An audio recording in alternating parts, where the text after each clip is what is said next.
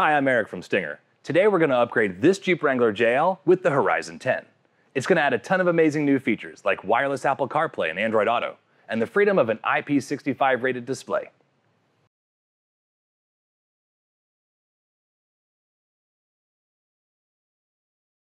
For this installation, we will be using a pry tool, a drill with a Phillips bit, T20 Torx, T25 Torx, snips, a long zip tie, razor knife, and electrical tape. Let's get started on the installation. First, assemble the main bracket by attaching the radio module mounting brackets to the sides of the main bracket. Notice the side brackets are marked LH and RH for left hand and right hand. The orientation of the main bracket is marked by the part number at the top. Secure the side brackets to the main bracket using the 4 number 10 by 3/8 Phillips screws. Install 2 screws into each bracket. Using 4 of the supplied zip ties, mount the radio replacement interface to the inner mounting tabs. Once all 4 are loosely zipped, tighten them to secure the module into place. Then trim the excess of the zip ties. Now apply one of the pieces of double-sided tape to the back of the Pack Link module. Then attach it to the Radio Pro module. Mount the Stinger radio module to the assembly by passing the 4 M5x10 Phillips screws through the side brackets into the module. Install 2 screws on each side.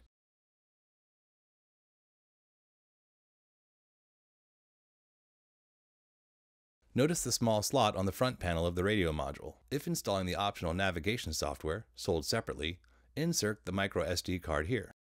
Locate the main wiring harness and the radio harness adapter. Connect the 3 connectors from the main harness to the adapter harness. Connect the 2-pin power harness, 8-pin speaker harness, and input-output harness. Then connect the 26-pin harness into the black port labeled power. Pass the 3-pin connector labeled Pack Link behind the main frame and plug it into the Pack Link module. Connect the vehicle harness to the Radio Pro module. Connect the audio harness connector into the radio port module. Use the first port if your Jeep is factory amplified. Use the second port if it's non-amplified. Route the radio harness under the main frame to the other side of the Radio Pro module. Connect either end of the shorter 10-pin harness into the port labeled expansion port. Then connect the other end into either of the 10-pin ports on the Pack Link. The long 10-pin cable connects to the other port on the Pack Link. We can connect it for now. We'll route it through the vehicle later. Connect the cable into the port labeled Data. Connect the 12-pin pre-out harness into the port labeled Pre-out. Connect the 16-pin AV harness into the port labeled AV In. Connect either end of the LVDS display cable into the port labeled Display. Then route the other end of the display cable between the radio module and the main frame so that it's exiting the front of the frame. In the vehicle, we will connect the GPS antenna here. The USB extension from the center console will connect to the port here labeled Phone. The dash-mounted USB will connect into one of these USB ports, and will connect into the HDMI port for the factory backup camera. If you're installing an optional Sirius XM tuner, sold separately, connect the tuner's cable into the port labeled SXM. Connect the antenna adapter labeled SAT01 into the antenna connector on the end of the SXV300 tuner. The blue FACRA connector will connect into the blue or mustard connector in the vehicle. Connect the AM/FM antenna adapter into the port labeled ANT. Connect the white and red RCAs labeled OEM Aux Audio from the main wiring harness into the white and red RCAs labeled Aux In on the 16-pin AV harness. If you're installing additional cameras or in light and lighting, you can use these red and black wires to provide accessory power connection. There's a blue wire with a white stripe, which is used to turn on aftermarket amplifiers if equipped. To make the wiring fit into the dash a bit easier, you can route some of the excess wires from the radio harness up in front of the main frame, so they sit in front of the radio module. These will still be hidden behind the Horizon 10 screen. Then secure these wires with a zip tie. We can also route some of the RCA connectors to the front of the radio module, on the opposite side of the Radio Pro module. This simply reduces the amount of wires that you have to fit behind the radio inside the dash cavity. Let's attach the HDMI module to the mounting bracket. With the module face down, pass 2 zip ties through the channels on the back of the housing. Then loosely close the zip ties. Align the bracket with the back of the module. Ensure that the blue camera connectors are facing down, and that this metal bracket is facing the opposite direction. Then tighten the zip ties, keeping the end of the zip tie up on the end of the module. If it slides onto the back side, it can make it difficult to slide into the vehicle. Then trim the ends of the zip ties. If we align the display mounting panel with the back of the display, we can see the 4 screw holes we will use to mount the display. It is important to install the 6 rubber plugs into these holes to keep the display weather resistant. Install the 6 rubber plugs into the centermost holes. Then trim off these semicircular tabs from the opening in the panel. Trim them flush so the cover door can be installed.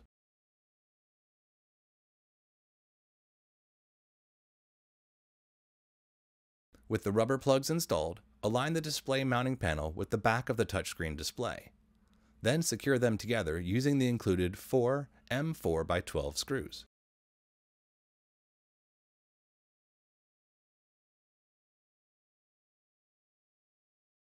Now we can head to the Jeep and begin the disassembly. Raise the steering wheel to the highest position, which allows us access to the top of the knee bolster panel below the steering wheel. Pull out the top of the panel and work your way down the sides, releasing the clips on both sides.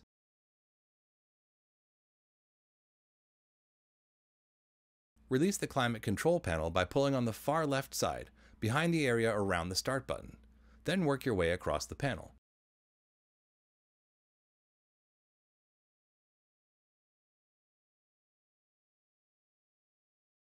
Disconnect the 2 harnesses by pressing in on their latching tabs and pulling their connectors to remove them.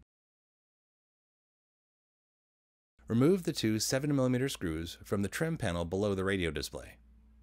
Then carefully remove this trim panel by pulling up on the bottom edge and working your way up the sides.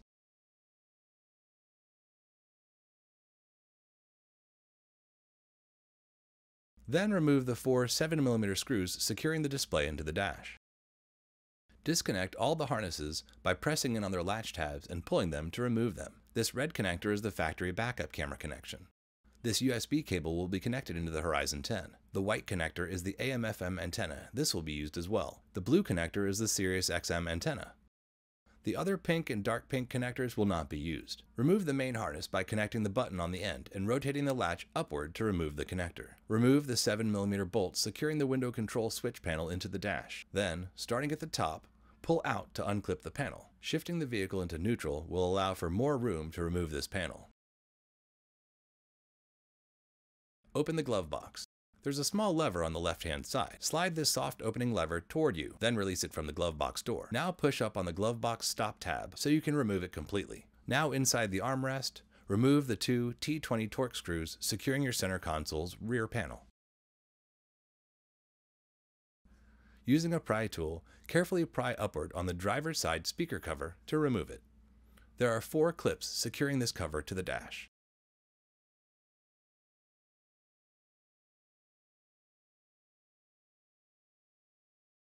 Now, on the driver's side grab handle, open the top and bottom covers to expose the 2 10mm bolts.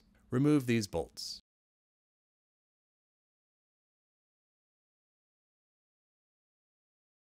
This handle is clipped in pretty well, but using a little bit of force, we can remove it. Using a pry tool, carefully pry up on the sail panel on the side of the dash, starting at the bottom and working your way to the top.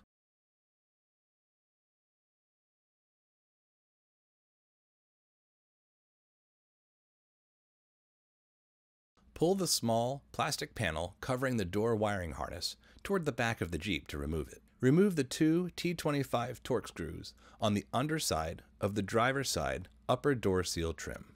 Remove the T25 Torx screw from the front of the soundbar panel closest to the driver's side, and another by the edge of the Jeep near the soundbar speaker. Then remove the 2 T25 Torx screws from the top side of the trim panel. This Jeep has a powered soft top, so we can't remove this front screw, but that's okay. Place the magnetic GPS antenna on top of the metal roll bar. Route the antenna cable down through the small opening in the roll bar. Gently flex the soundbar plastic trim panel down to route the cable behind the panel. Then continue to route it behind the plastic trim panels toward the front of the Jeep. If you choose to install the optional external microphone, the exact placement is up to the owner. We recommend attaching the adhesive mount bracket to the plastic trim panel by the rearview mirror. Then tuck the cable up above the plastic trim panel and work your way to the A-pillar. Zip tie the microphone and GPS antenna cables to the factory wiring in the A-pillar. Then route the cables down the opening on the side of the dash, down around the bottom edge. You can route the wires through the small opening slightly higher in the dash, but this routing is a little trickier. As long as you zip tie the cables to the OEM wiring high inside the dash of the Jeep, it should keep them away from the driver's feet. Then, using a long zip tie, route the cables up through the dash to the start-stop button opening. Pull the slack through. Then route the cable back through the same opening and down through the opening behind the window switch panel, and again pull the slack. Now route the cables up through the opening into the radio opening.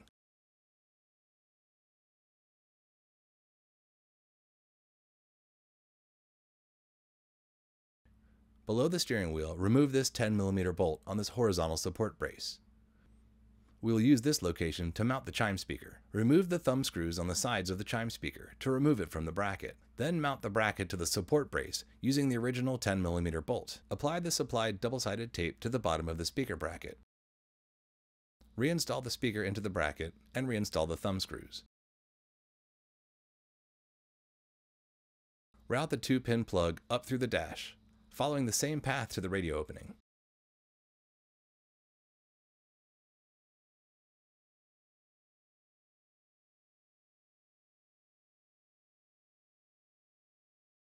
Then, from the back seat, pull the top of this rear panel toward the rear of the Jeep. Release the clips down the sides of this rear panel to remove it, but leave the harnesses connected. We're going to unplug this USB connector. Press in on the latch tab and pull.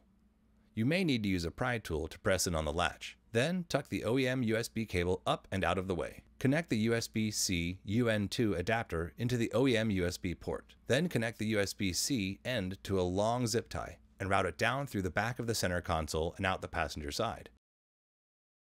Now route the cable up along the center console toward the dash, tucking the cable up under the plastic along the way.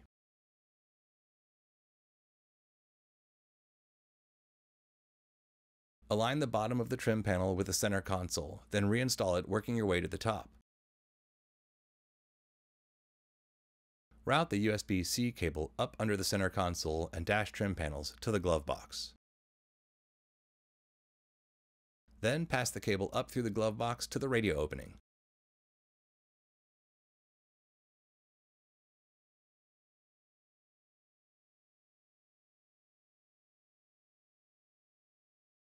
Now we'll make our connection to the vehicle's CAN bus. Plug the green connector into the white CAN bus connectors. Plug the white connector into the green CAN bus connectors. If there are no open connectors, simply remove one of the OEM connectors, plug an RT harness, then plug the OEM connector into the female end of RT harness. Then, using a long zip tie, route this 4-pin harness to the radio opening. If installing an optional Sirius XM tuner sold separately, connect the connector from the SAT01 cable into this blue FACRA connector. In this particular installation, we are not installing a tuner, so we'll just tuck these wires up behind the air vents. The AM/FM antenna adapter gets connected into the white FACRA connector. Connect the USB UN1 adapter to the factory USB connector, which was unplugged from the factory radio. Connect the 15-inch factory camera extension harness to the factory camera cable with the red or orange FACRA connector. Disconnect the long 10-pin to 10-pin cable from the pack link temporarily. Route the HDMI cable, the long 10-pin cable, and the FACRA extension cable down through the dash opening to the lower opening. Remove the plastic protective cover from the HDMI cable and insert it into the port labeled HDMI out on the HD1 module. Connect the camera extension cable into either port labeled CAM1 or CAM2. Then connect the 10-pin plug into either of the ports labeled Pack Link. Remove this Phillips screw from the center of the dash. Carefully position the HD1 module inside the dash with the metal bracket facing out. Then reinstall the Phillips screw to secure the module into the dash. Ensure that the HDMI cable is still connected, or the factory reverse camera will not display. Reinstall the window switch control panel by clipping it back into position. Then reinstalling the 7mm screw at the top. Connect the USB UN1 adapter into the USB port on the Horizon radio module. Connect the 4-pin CAN bus harness into the main harness connector. Connect the USB-C end into the port labeled Phone.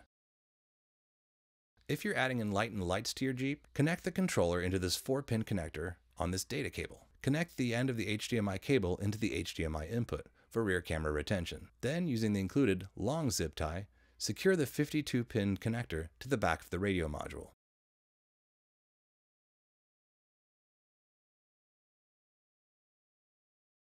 Route the 2-pin chime harness plug up behind the main panel and connect it to the port on the Radio Pro harness. Plug the 3.5mm connector from the end of the microphone into the port labeled External Mic. With the latch tab rotated out, plug the vehicle's radio harness into the main radio harness and rotate the latch in to engage the connectors. Carefully tuck the HORIZON10 wiring inside the dash of the Jeep, utilizing the sides behind the air vents when possible. Then carefully slide the HORIZON10 assembly into the dash. Temporarily install some of the 7mm screws to keep the assembly inside the dash for the functionality test. Reconnect the climate control panel and start button. Connect the LVDS display cable into the back of the HORIZON10 display. Route the LVDS cable through the opening of the main frame and temporarily clip the display into the dash. Start the Jeep and perform the functionality test. Verify steering wheel control functions, including seek and volume. Verify that audio plays through the vehicle, and also verify that the climate controls function with the on-screen display. At this time, if you do not see vehicle gauges, climate control screens, a firmware update is required. With the SRK firmware installed, the vehicle information screens will be available. Once you've confirmed operation, remove the display from the dash. The LVDS cover plate has tabs, and the display has notches. Align the tabs with the notches and place the door onto the back of the display. Then slide it down toward the bottom of the display. Once the screw hole is visible through the cover, insert the M2.6 by 6.5 screw to secure the cover. Then reinstall the display into the dash. And reinstall the two 7mm bolts below the display.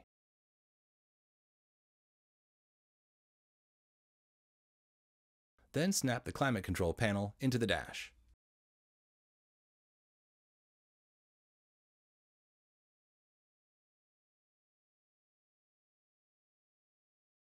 And reassemble the rest of the vehicle in the reverse order of how it was taken apart.